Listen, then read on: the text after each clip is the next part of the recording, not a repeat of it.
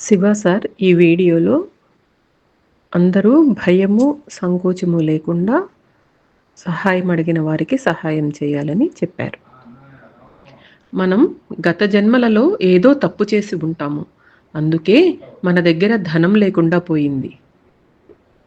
ధనం ఎందుకు లేకుండా పోయింది? ధనానికి క్షమాపణ అడగండి. ధనాన్ని అనవసరంగా ఖర్చు పెట్టి ఉంటాము. గత జన్మలో పేదవారు వచ్చి ధన సహాయం అడిగినప్పుడు మీరు ఇచ్చి ఉండరు. అనవసరమైన చోట దాన్ని ఖర్చు పెట్టి ఉంటారు. ఆ పేదవారి శాపం మనకు తగిలి ఉంటుంది. భగవంతుడు మనకు చాలా పరీక్షలు పెడతాడు. వీళ్ళ దగ్గర ఉన్న డబ్బు సరిగా ఖర్చు పెడతారా లేదా అని పరీక్షిస్తాడు. మీరు అవసరమైన వాళ్ళకి ధన సహాయం చేయనప్పుడు మీకు మాత్రం భగవంతుడు ఎందుకు ధనాన్ని ఇస్తాడు? ఎందుకు ఇవ్వాలి? నేను భగవంతుణ్ణి అడుగుతాను, భగవాన్, సహాయం అవసరమైన వారిని నా దగ్గరికి పంపు, నేను వారికి సహాయం చేస్తానని. అలా నేను నా హీలింగ్ పవర్ని పెంచుకుంటాను. మనం ఏ విషయంలోనైనా భయపడితే ఎవరికీ సహాయం చేయలేము.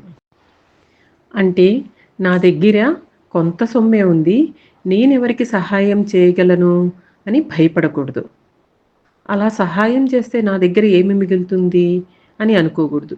మీ దగ్గర 10 రూపాయలు ఉంటే దాంట్లో 1 రూపాయి సహాయం చేయండి, సరిపోతుంది. నేను ఒక దేశం నుంచి ఇంకో దేశానికి తిరుగుతూ ఉంటాను. చాలా ఆత్మలు ఈ భూమి మీదే తిరుగుతూ ఉండటం నేను చూస్తాను. అవి వాటి గమ్యమైన కాజల్ బాడీకి చేరలేదు. నేను ప్రపంచంలోనే అతి పెద్ద శ్మశాన వాటికకు వెళ్ళాను. అది 1500 ఎకరాలలో ఉన్నది. అక్కడికి వెళ్ళడం అంత సులువు అనుకుంటున్నారా? అది ఒక ముస్లిం శ్మశాన వాటిక. నేను అక్కడ కూర్చుని సోల్ ఎలివేషన్ చేశాను. ఇంకొకసారి నేను ప్రపంచంలోనే అతి పెద్ద దర్గా అయిన మసీద్ నవాబీకి వెళ్ళాను. అది సౌదీ అరేబియాలో ఉంది.